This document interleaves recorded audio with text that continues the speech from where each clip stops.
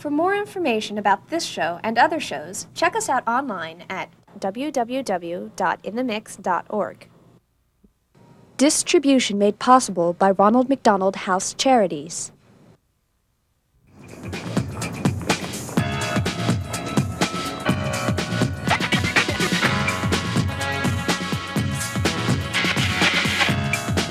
It's in the mix, in the mix.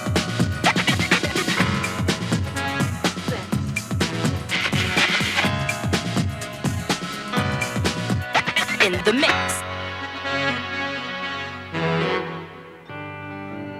Hi, I'm Andrea. Today's show's on depression. I'm here at the Third Eye Blind concert, and recently the band wrote a song about suicide. This is probably the most depressing song we know how to play, but it makes us feel good to play it. This is a song for you. This is called Jumper.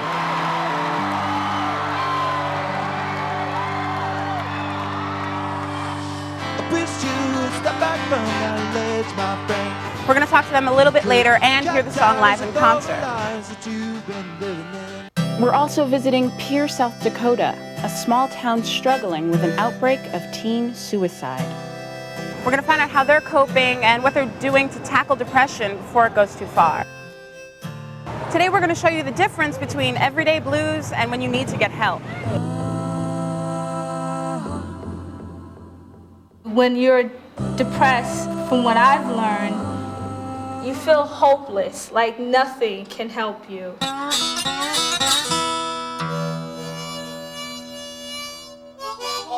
In Pierre, we talked to some teens about the pressures that lead to depression and how to deal with it.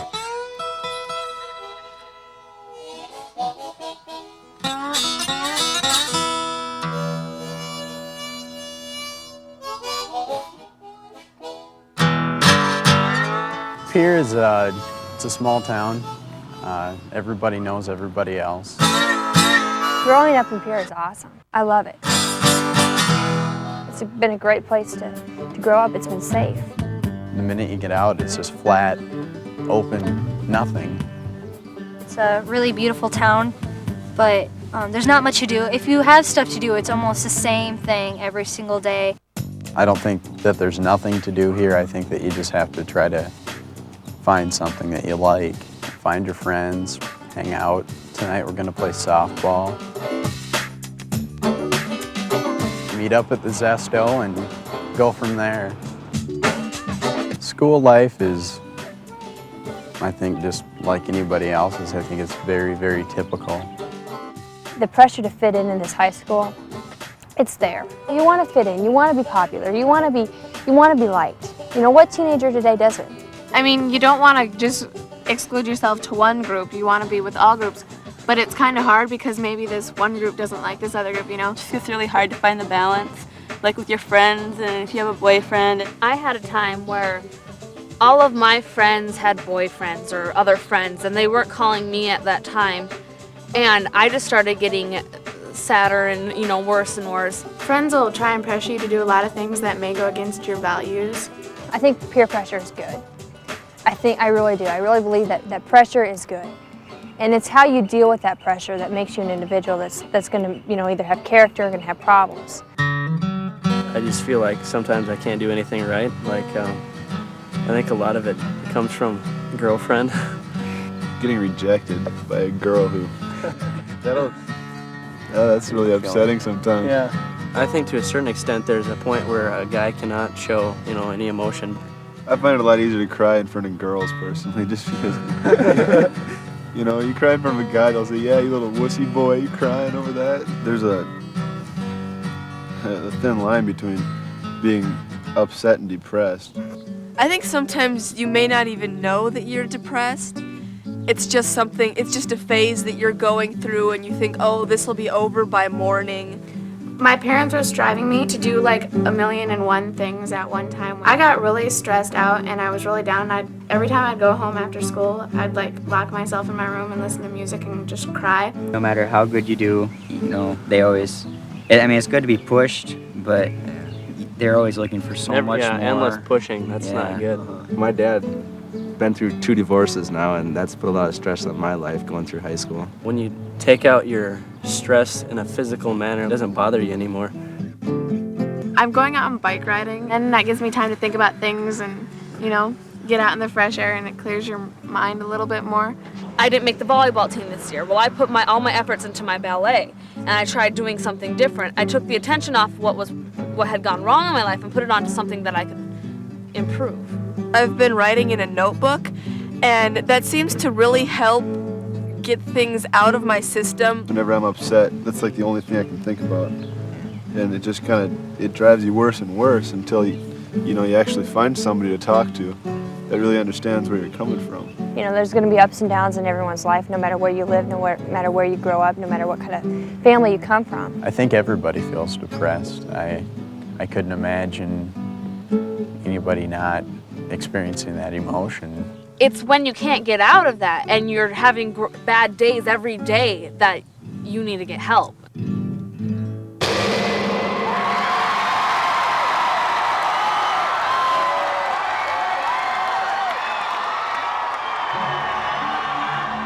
Hey guys, we're here with Third Eye Blind backstage at their concert. What kind of things get you guys down? What kind of things make you not feel, on top of the world? The songs are about the moods that we're in, and I know that when I'm playing the guitar, I'm expressing the moods I'm in: anxiety, depression, or joy.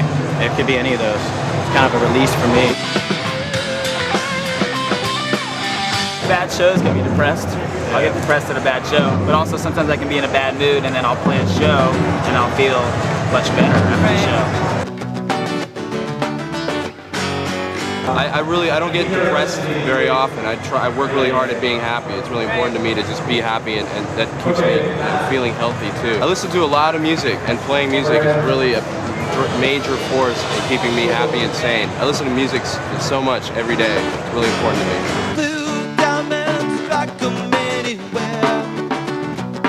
First we caffeinate, then incinerate, we'll get some. There are a couple things that can cure the everyday blues. Exercise, for example. And there's also food. If you cut out things like red meat, salt, caffeine, alcohol, and excess, you might find that your mood actually improves. Also, if you're dieting, you may be not allowing yourself to get essential things that you need for energy, and you're not going to be in a good mood. But if you're really depressed, you find that you don't enjoy the things you used to, or you can't, you have trouble sleeping, or you just can't wake up in the morning, just don't buy into the stigma of having a possibility of having a mental illness, and go in and get help. I only know because I carry you around in the background.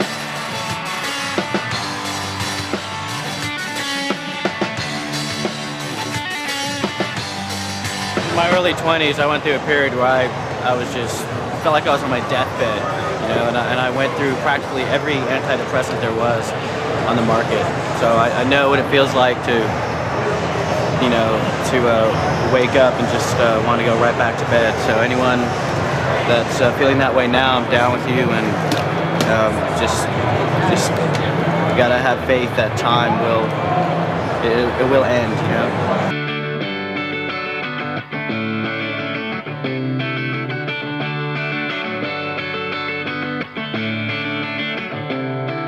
When it comes to depression, you need to seek help.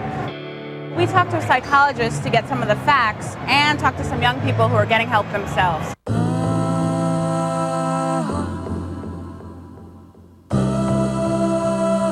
I've been so depressed that I couldn't get up and leave the house. The first time I really noticed signs of depression was during 8th grade after my parents divorced. I thought that I would never be happy again. My depression started approximately almost three and a half years ago, when my father died. I felt really angry, it was like, how dare you die on me now? I was a really happy little girl. I used to play outside. I was a tomboy. When I started 7th grade, it was probably the time I noticed I was being more depressed because I was insecure about myself.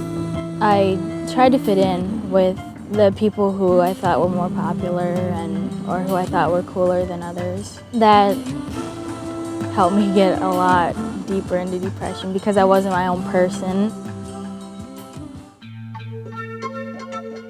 Anyone can feel depressed at one point in their life. Anyone can feel sad, but when you're depressed, from what I've learned, you feel hopeless, like nothing can help you. It's not like, okay, snap out of it now, it's time to move on. You don't have that motivation anymore. There's a very big difference between just feeling down, feeling blue, and being clinically depressed. One of the things is that if you feel down, you know that you can pick yourself up. With depression, you can't do that. I had a lot of migraines and insomnia. I would go to bed maybe 3 or 4 o'clock in the morning and get up a couple hours later. I didn't sleep a lot. I didn't eat a lot. I was very lethargic. I was doing very poorly, grade-wise. I failed English for the year. I was very alone. I didn't have many friends.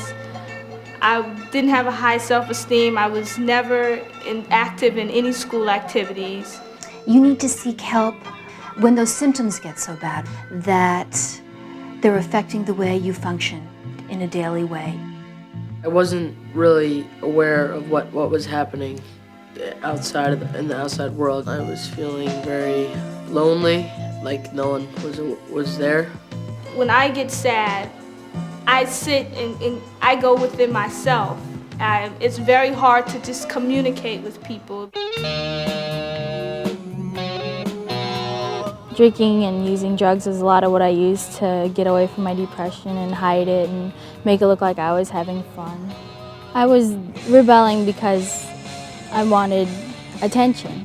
I wanted my family to notice that I was depressed and that I needed help. I needed them to tell me that they loved me and tell me that they cared about me. I used to sit in my room and just cry or write stories. I wrote my obituary a couple times.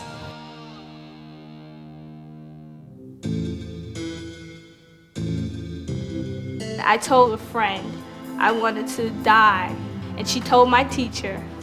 And then from there, my teacher sent me to the office, and they sat down, they talked to me. There's a very big difference in thinking about death and thinking about afterlife and having questions about it and actually thinking about wanting to hurt yourself or wanting to end your life. That is one of the symptoms of depression. It is a very serious symptom of depression, and you should look for help immediately.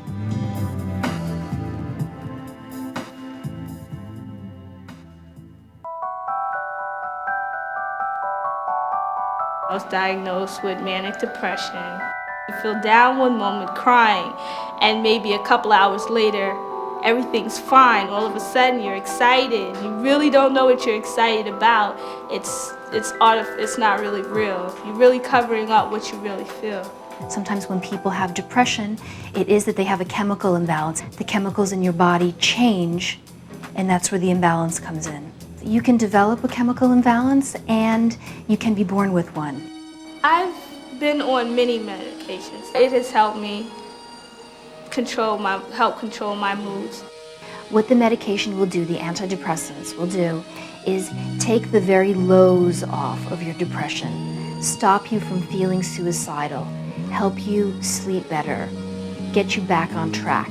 It will not stop you from being sad if something sad happens, and it definitely won't make you feel high or happy all the time. Antidepressants should always be used in combination with therapy. I was diagnosed with depression. I was in the hospital. People would make fun of me or, say that she's crazy or something. People forget that it's a medical condition, and part of the reason that it's difficult is because you can't see it. Depression is neither a weakness, it's not something that you can be blamed for, it's also not something that you can fix on your own. You need to find an adult that you trust and let them know that you want help and let them know how you're feeling. This can be a school counselor, it can be a teacher, your parent. I figured that I should look into something like for a support group or something. And so I checked it out and decided to join. I go to counseling now. It's an easy way to get your feelings out without having to be embarrassed, because it's a person that you have confidence in and you can tell them whatever you want, and it'll be confidential between you and that other person. 80% of people that seek treatment feel better. The treatment is successful. They feel much better.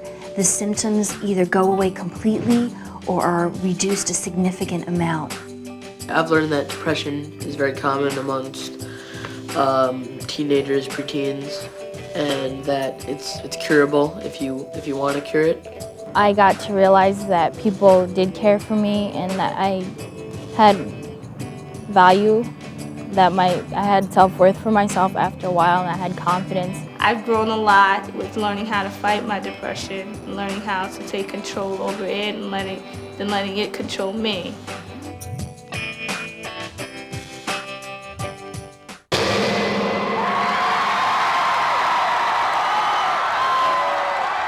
If depression is left untreated, it may result in suicide, which is one of the leading causes of death among teenagers. Now, you guys wrote a song about suicide called Jumper. This is probably the most depressing song we know how to play, but it makes us feel good to play it. This is a song for you. This is called Jumper.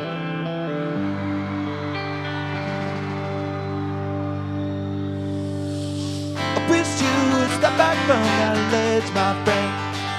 You could cut ties with all the lies that you've been living in.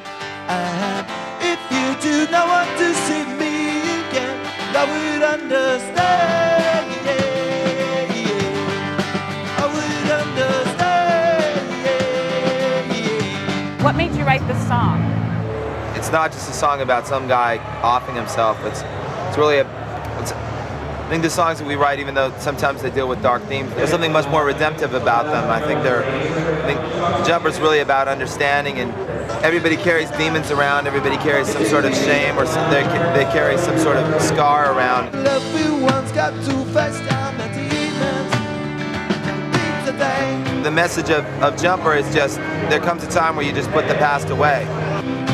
Put the past away, I wish you would step back for that ledge, my friend. Could cut ties with all the lies that you've been living in. And if you do not want to see me again. The response we've had to Jumper has been really quite phenomenal. We definitely feel really, good about being able to make some statement that is in some way redemptive. You know you don't belong. That's the fight, it's way too loud. That's the light on the burial shroud. I know something's wrong. And everyone I know has got a reason to say, put the past away. I wish you would step back for that ledge, my friend. Suicide is preventable. Most people who are suicidal can't see alternatives to their problems. We visited Pierre, South Dakota to see how teens are dealing with suicide in their community.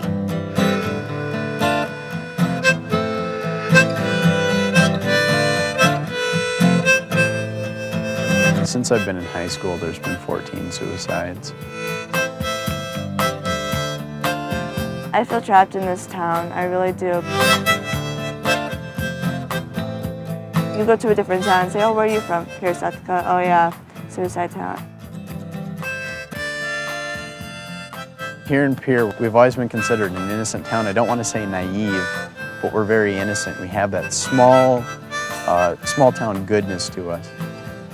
And I think that with such a new problem as teen suicide, that was kind of an awakening. And I think a lot of people saw that as a loss of our innocence. Every teenager in this town has, in one way or another, been affected by suicide. Whether they've lost a best friend or a boyfriend or a brother or sister, they've been affected by it. My brother never showed any signs of depression. I mean, he'd get in fights with my dad and that's about it. I mean, the signs that he showed weren't very strong. I was 13 when he killed himself. It's been 2 years. The year before he died, he started giving me clothes. Now that I look back at it, I think it was a sign that, something's wrong. I'm guessing that he felt like he couldn't talk to anybody. But if he really wanted to, he probably would have tried. I just don't think he tried hard enough. I was really scared to go into the first day of school, having everybody look at me, wondering, hey, look, that's the girl whose brother committed suicide this past summer. I got really bad with depression. I did not like the way I looked, I did not like the way I dressed. I was caught drinking and got grounded for a month. About a week later after that, I was caught smoking and grounded for another month, and that's when I OD'd. I did not want to die. I never ever wanted to die. I think that the reason why, part of the reason why I OD'd is because my brother had all the attention after he died, and thinking that, well, maybe I'd be able to do the same thing, get as much attention as he did. You will often see that after a suicide, the victims get a lot of attention. There's nothing to be envious about. But that's not the attention that you want. Number one, it's a very fleeting attention. They're forgotten, not by the family, but after a while, they're not there to make the contributions to people and their community and to themselves. One thing about Peer is after the first person committed suicide, it kind of made it an option for other people to commit suicide. Like if they got depressed, they're like, oh, well, that person did it, so maybe I can do that. Peer, South Dakota has experienced a cluster of suicides. Across the U.S., there have been hundreds of suicide clusters. And so there's nothing about Peer, South Dakota per se that makes it the suicide town or the depression town. After a while, it got to a point where you'd hear about it and really you wouldn't feel anything. It doesn't affect us like it used to and how it should. It was just like another suicide, another kid killed himself. After one suicide, the likelihood that another suicide will occur is greater. It just is. We know that suicide contagion is real. We have a problem, but for the longest time, I think the older population of this community really didn't want to admit that. It wasn't talked about, and I just didn't feel it was working, so I thought, it's something that doesn't need to be brought up. You can't assume that there won't be another suicide. You have to do something about it. By joining forces with school and hospitals and the police. We've had countless talks with the students in school on how they're to deal and what to look for in their friends. And we just had a number of different ways of recognizing the problem. Today we're going to focus in on depression. So I want to introduce to you the improv group. You came to this job with high recommendations from a lot of people in this town saying you would be a hard worker. I just don't want our daughter going out with a senior. I thought we were best friends, but anymore, I guess I just don't know. I thought we were doing something this weekend, but now you just say no, that you're gonna go hang out with your little freshman friends? I don't think so.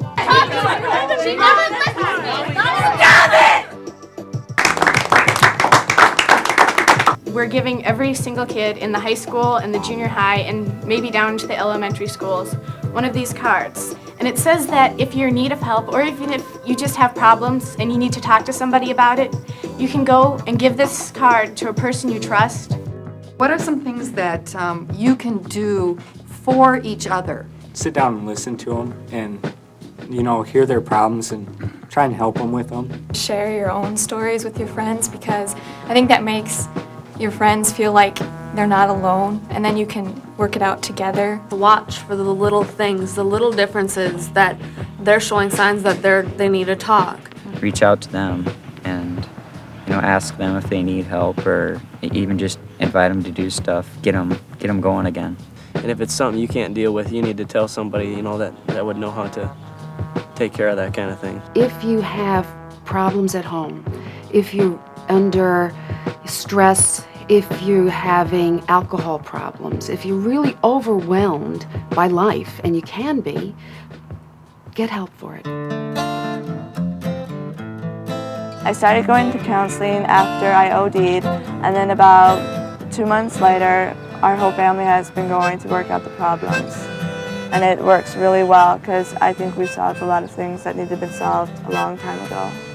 I really do think that issues start at home with the families because that's who you've grown up with, that's how you're going to act, that's where you get all this stuff from. Now that I think about how I could be dead right now, I regret even taking one pill. Suicidal feelings are fleeting. You can be feeling a certain way today, tomorrow, even for a week or 2 weeks, and not feel that same way next month. You can't keep that to yourself. Talk to someone. I'm not as depressed as I used to be. My grades have gone up. You know, I found a great guy. My friends, I have a lot of friends now. I think that I understand the value of my life and the value of life to everybody more than most people.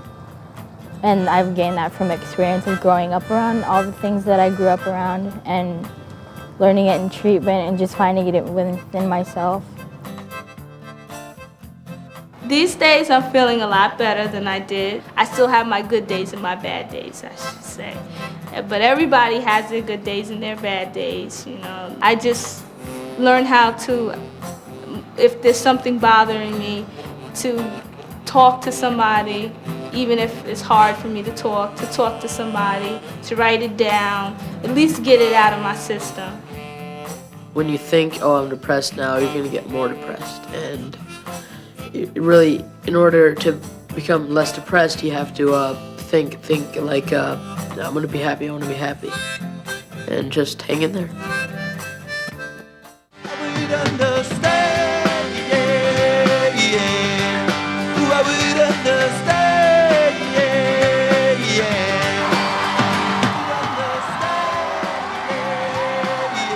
Thank you so much for talking to me. Thank you. Thank you.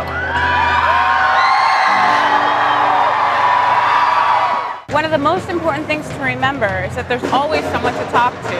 A guidance counselor, a teacher, a family doctor, or even a neighbor.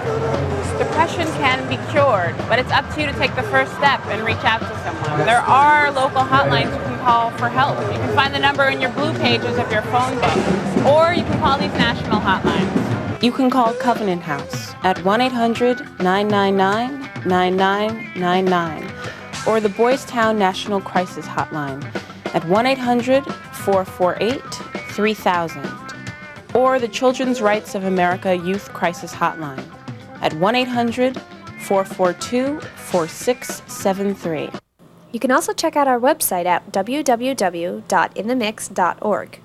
You'll find lots more information and resources on this topic, plus more from the people in the show, a discussion guide, a transcript, and how to get a copy of the show. And if you'd like to share your experiences, opinions, and any ideas you have on this or any other topic, you can email us at inthemix@pbs.org. You can also write us at In the Mix, 114 East 32nd Street, New York, New York, 10016. That's all the time we have, so let's take a look at some more Third Eye Blind. I didn't even know why they lead not took an evil sip. Some coming form and some try to escape. Those are the misfits that I've known, like a socket beyond a beater to the bone.